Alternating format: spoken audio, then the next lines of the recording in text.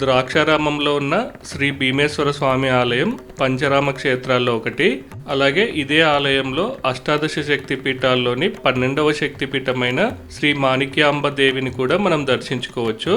పురాణాల ప్రకారం ఈ ఆలయంలో ఉన్న శివలింగానికి సూర్యుడు ప్రాణప్రతిష్ఠ చేశాడు. నేను ఆల్రెడీ పంచరామాల్లోని 3 ఆలయాల వీడియోస్ని మన ఛానల్లో పబ్లిష్ చేశాను. మిస్ అయిన వారు చూడండి. ఈ ఆలయం ద్రాక్షారామం టౌన్లో ఉంటుంది. ఆలయం ఎదురుగా పార్కింగ్ ఏరియా ఉంటుంది. 2 వీలర్స్ 4 వీలర్స్ అన్నీ ఇక్కడే పార్క్ చేయాలి. పార్కింగ్ ప్లేస్లోనే ఒక సైడ్ మనకి పూజకు కావాల్సిన సామాన్లు దొరుకుతాయి. ఈ పార్కింగ్ ఏరియాలో శ్రీ ప్రసన్నాంజనేయ స్వామి ఆలయం ఉంటుంది.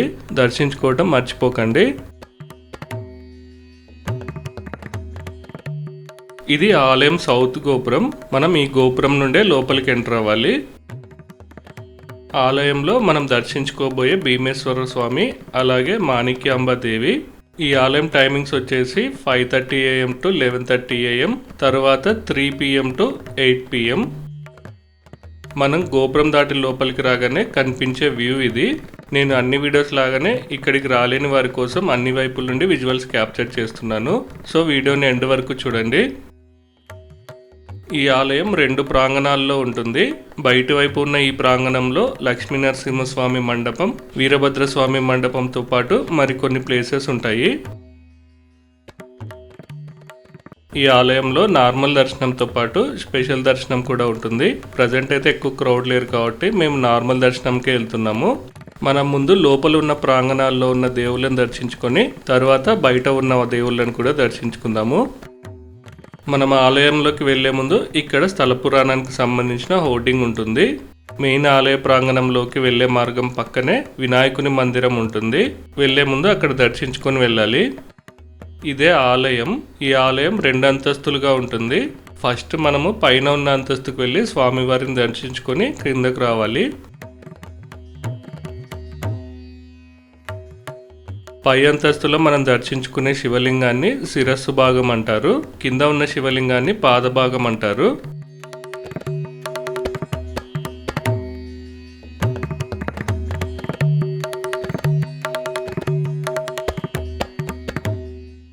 ఇటు నుండే శివలింగం క్రింద భాగాన్ని దర్శించుకోవటానికి వెళ్ళాలి. మధ్యలో ఉన్న గర్భాలయానికి వెళ్ళటానికి ఈ ఆలయం నుంచి బ్రిడ్జ్ లాగా ఏర్పాటు చేశారు. అలాగే కింద గర్భాలయం నుండి పై గర్భాలయానికి నిచ్చెన ద్వారా పైకి రావడానికి మార్గం ఉంటుంది. ఓన్లీ అర్చకులకు మాత్రమే ఆ మార్గం అలో ఉంటుంది. భక్తులందరము ఇలా ఈ బ్రిడ్జ్ నుండే దర్శనానికి వెళ్లాల్సి ఉంటుంది. ఇదే పై అంతస్తులో ఉన్న గర్భాలయం. ఈ శివలింగానికి పూజలన్నీ పై అంతస్తులోనే జరుపుతారు. ఈ ఆలయంలో ఉన్న శివలింగం 14 అడుగుల పొడవు ఉంటుంది. దర్శనానికి మనం లెఫ్ట్ సైడ్ నుండి లోపలికి వెళ్ళి రైట్ సైడ్ నుండి బయటకు రావాలి. ఈ అంతస్తులో ఉన్న గర్భాలయం ఎదురుగానే ఒక బాల్కనీ లాగా ఉంది. ఇక్కడ నుండి టెంపుల్ వ్యూని చూడండి.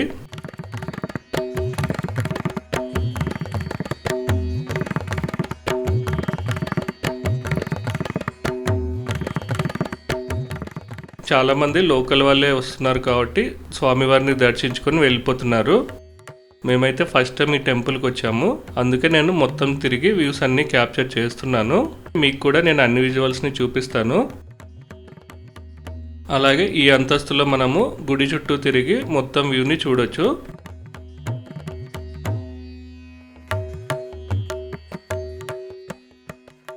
ఈ మొదటి అంతస్తులో అన్ని వైపుల నుండి మీకు విజువల్స్ చూపించడానికి ట్రై చేస్తాను.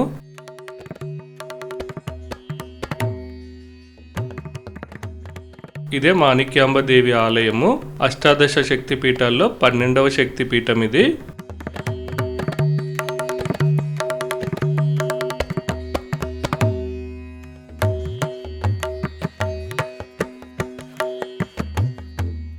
ఈ ఆలయాన్ని 9th సెంచరీలో నిర్మించినట్టుగా ఇక్కడ ఉన్న శాసనాలు చెప్తున్నాయి.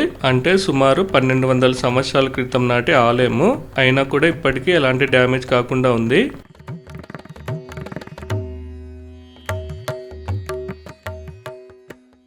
చూస్తున్నారు కదా, పైన అయితే నేను తప్ప ఎవరూ లేరు. మీరు ప్రశాంతంగా టైం స్పెండ్ చేయాలన్నా ఇక్కడ టైం స్పెండ్ చేయొచ్చు. ఈ ఆలయం కాశీ క్షేత్రానికి దక్షిణ వైపు ఉన్నందుకు దీన్ని దక్షిణ కాశీ అని కూడా పిలుస్తారు. అలాగే ఈ ఆలయాన్ని వ్యాస మహర్షి దర్శించుకున్నందుకు వ్యాస కాశీ అని కూడా పిలుస్తారు. త్రిలింగ క్షేత్రాల్లో ఈ ద్రాక్షారామ ఆలయం కూడా ఒకటి. శ్రీశైలం, కాళేశ్వరం అలాగే ద్రాక్షారామ ఆలయాలను త్రిలింగ క్షేత్రాలుగా పిలుస్తారు.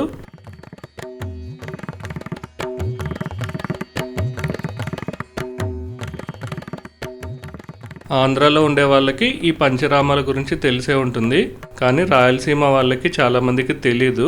నాకు కూడా ఈ పంచరామాల గురించి మా ఫ్రెండ్ చెప్పాడు, అందుకే మేము కంటిన్యూగా వీటిని విజిట్ చేస్తున్నాము.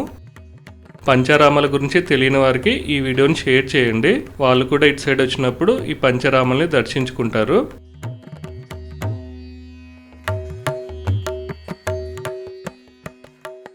ప్రతిరోజు ఉదయాన్నే సూర్యకాంతి శివలింగం మీద పడేలాగా పై అంతస్తులో విండోస్ ఏర్పాటు చేశారు. ఈ ఆలయము 2 అంతస్తులుగా ఉంటుంది. ఇలా 2 అంతస్తులుగా ఉన్న ఆలయాలు చాలా తక్కువ ఉంటాయి. నేనైతే ఫస్ట్ టైం ఇలా 2 అంతస్తులుగా ఉన్న ఆలయాన్ని చూస్తున్నాను. సామర్లకోటలో ఉన్న ఆలయం కూడా సిమిలర్గా ఉంటుంది. చాలామంది లోకల్ వాళ్ళు ఏంటంటే డైరెక్ట్గా స్వామివారిని దర్శించుకొని వారి వారి పనులకు వెళ్తుంటారు. బయట ఊర్ల నుంచి వచ్చిన వాళ్ళు మాత్రమే ఇలా టెంపుల్ని మొత్తం ఎక్స్ప్లోర్ చేస్తుంటారు. మనం క్రిందకు వచ్చాక శివలింగ పాదభాగాన్ని దర్శించుకోవటానికి ఇటు నుండే వెళ్ళాలి. ఈ గర్భాలయాన్ని చీకటి కోణం అని అంటారు. ఈ ఆలయంలో మనం ప్రదక్షిణ చేయడానికి 3 దారులు ఉంటాయి. 2 దారులు కింద ఉన్న గర్భాలయంలో ఉంటాయి, ఒకటి పైన ఉన్న గర్భాలయంలో ఉంటుంది. మనం ప్రదక్షిణ చేసే టైంలో గర్భాలయం విండోస్ నుండి కూడా మనం శివలింగాన్ని దర్శించుకోవచ్చు. తర్వాత మాణిక్యాంబాదేవిని మనం దర్శించుకోవచ్చు. అష్టాదశ శక్తిపీఠాల్లో 12వ శక్తిపీఠమే ఈ మాణిక్యాదేవి అమ్మవారు. దసరా పండుగ సమయాల్లో ఈ అమ్మవారిని ఒక్కొక్క రోజు ఒక్కొక్క రూపంలో అలంకరిస్తారంట. మేము దాదాపు 2 అవర్స్ ఈ టెంపుల్లో ఉన్నాము. మళ్ళీ ఇక్కడికి వస్తాము రాము అనేసి నేను మ్యాక్సిమం అన్ని ప్లేసులు తిరిగి అన్ని విజువల్స్ తీస్తున్నాను. ఈ ఆలయంలో భీమేశ్వర స్వామి, మాణిక్యాంబాదేవితో పాటు మరికొందరు దేవుళ్ళను కూడా దర్శించుకోవచ్చు. ఈ ఆలయ ప్రాంగణంలో వీరభద్రస్వామి, వినాయకుడు, క్షేత్రపాలకులైన విష్ణు, అలాగే లక్ష్మీదేవి, బ్రహ్మదేవులు, సుబ్రహ్మణ్య స్వామి, సప్తమాతృకలు, చండీశ్వర స్వామిని కూడా మనం దర్శించుకోవచ్చు. ఇక్కడితో ఈ ప్రాంగణంలోని అన్ని వైపుల విజువల్స్ని మనం కవర్ చేశాము. బయట ఉన్న ప్రాంగణంలో కూడా మరికొన్ని మందిరాలు ఉంటాయి, అవి కూడా చూద్దాము. గుడిలో మనం ప్రదక్షిణ చేసుకునే డైరెక్షన్లో లెఫ్ట్ నుండి వెళ్ళి అన్ని విజువల్స్ని చూసుకుంటూ మళ్ళీ ఫ్రంట్కి వద్దాము.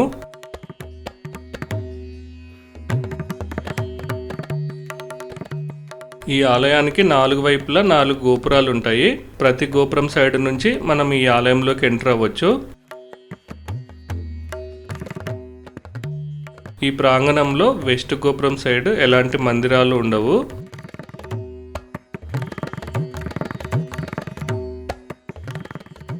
ఆలయానికి నార్త్ వెస్ట్ కార్నర్లో ఈ మండపం ఉంటుంది. ఇది కూడా చాలా పురాతనమైన మండపం. కొన్ని నెలల క్రితం వరకు ఇక్కడే అన్నదానం చేసేవారంట. ప్రజెంట్ అయితే అన్నప్రసాదాన్ని బయటకి షిఫ్ట్ చేశారు.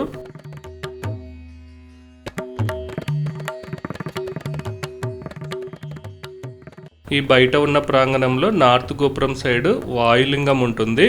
ఈ వాయులింగానికి అన్ని రకాల ద్రవాలతో అభిషేకం చేసుకోవచ్చు. ఇక్కడ ఎలాంటి అర్చకులు ఉండరు, మనమే స్వయంగా ఈ వాయులింగానికి అభిషేకం చేసుకోవచ్చు. ఈ శివలింగం బ్రహ్మసూత్రంతో ఉంటుంది. ఆలయానికి నార్త్ ఈస్ట్ కార్నర్లో శ్రీ వీరభద్రస్వామి మందిరం ఉంటుంది. ఇదే కాలభైరవ ఆలయము. కాలభైరవ ఆలయం ముందు అష్టభైరవులు ఉంటారు. ఇక్కడైతే ఎలాంటి అభిషేకాలు చేయకూడదు.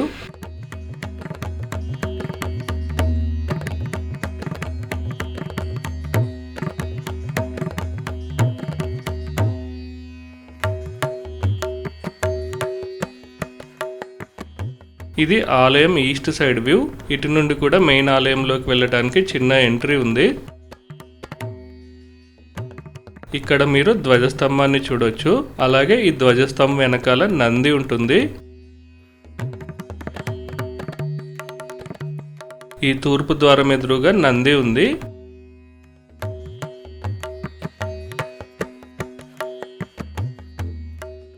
నంది చెవుల మధ్య నుండి శివలింగం పాదభాగం ఉన్న గర్భాలయాన్ని చూడొచ్చు. భక్తులు ఎవరూ లేకపోతే మనకు డైరెక్ట్గా లింగం కనిపిస్తుంది. ఇటు నుండి లోపలికి వెళ్తే ఈ అందమైన మండపం కనిపిస్తుంది. ఇక్కడ ఒకవైపు నవగ్రహాలు ఉంటాయి, మరోవైపు అష్టదిక్పాలకులు ఉంటారు. ఈస్ట్ గోపురం పక్కనే కోనేరు ఉంటుంది. ఇక్కడ కోనేరుని సప్త గోదావరి గుండం అని పిలుస్తారు.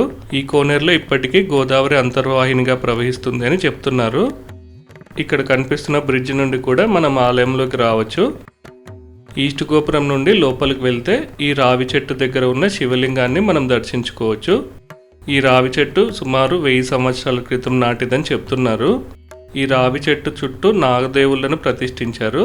పెళ్ళైన జంటలకి పిల్లలు పుట్టకపోతే ఇక్కడ నాగబంధాన్ని ప్రతిష్ఠిస్తే పిల్లలు పుడతారనేది భక్తుల నమ్మకము.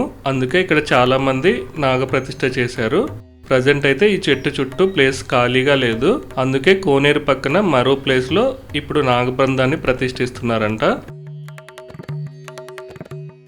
ఈ రావి వృక్షం కింద మనము శివలింగంతో పాటు విష్ణుమూర్తిని కూడా దర్శించుకోవచ్చు. ఈస్ట్ గోపురం నుండి సౌత్ గోపురం సైడ్ వచ్చే మార్గంలో శ్రీ లక్ష్మీనారాయణ స్వామి మందిరం ఉంటుంది.